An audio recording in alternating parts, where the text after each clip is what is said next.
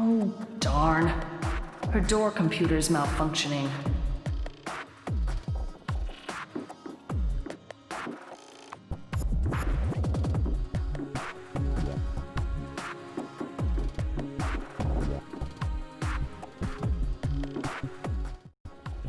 Here we go.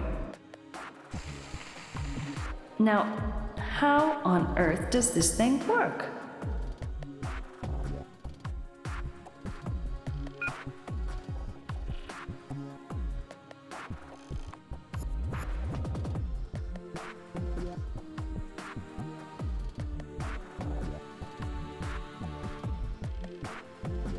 Let's see if this works. Maybe I can do something to get this thing to work.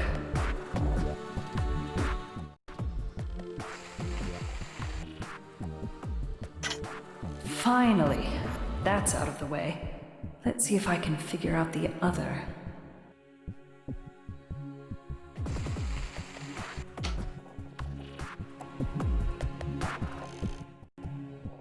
Here we go.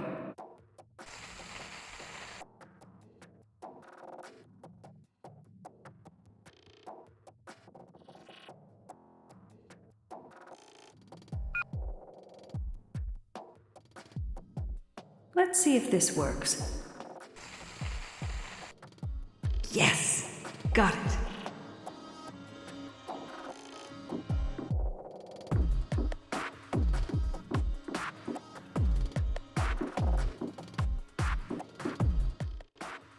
Welcome to Sophia Capellos' office.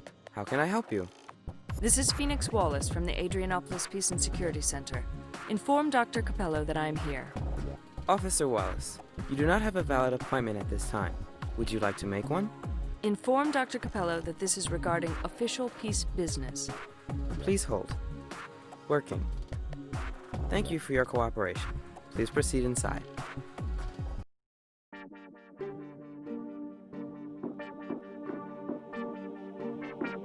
There she is, Dr. Capello.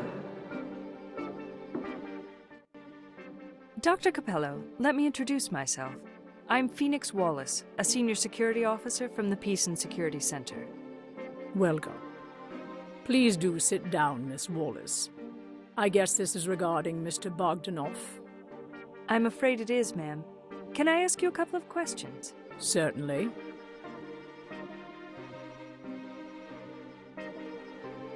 Dr. Capello, thank you for seeing me on such short notice.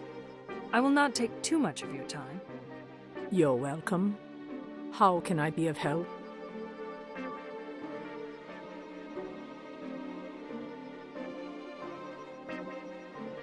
When did you last see Mr. Bogdanov? It's been 3 weeks since I have seen Mr. Bogdanov. He cancelled a couple of appointments and did not reschedule. Any explanations for the cancellations? He told me he had pressing business affairs. Were you alarmed when he did not reschedule? No. Why should I have been alarmed?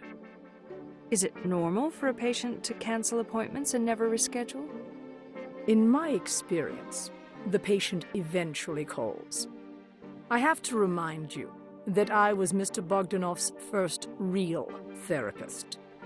All his previous ones were computer-controlled wizard programs. I thought that he was still getting used to dealing with a real therapist. Was Mr. Bogdanov able to be objective about his sex life? You mean talking about it without exaggeration? Yes. Was he able to speak truthfully about his sexual experiences? To tell you the truth, I did not get to know him enough to make a comment about that. However, he found it difficult to engage in conversations about sex. And when he did, I had the feeling that he was showing off. What makes you think that he was showing off? In my professional experience, they all do. Did Mr. Bogdanov have any partners other than Miss Lucan? Actually, yes. He was involved with this teacher at the Child Development Center. Do you know her name? Yes. I believe her name was Katina Stavropoulos.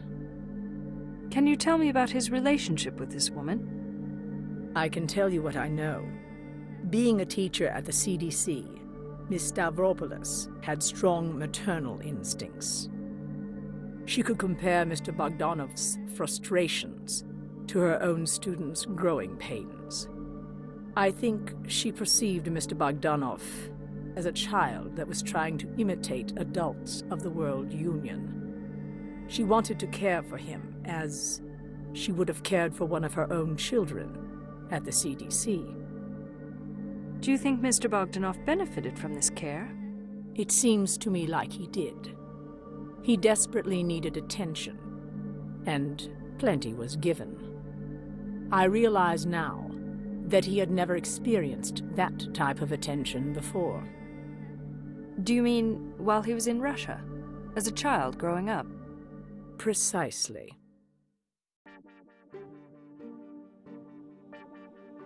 I don't think I should take any more of your time today, Dr. Capello. Can we continue later?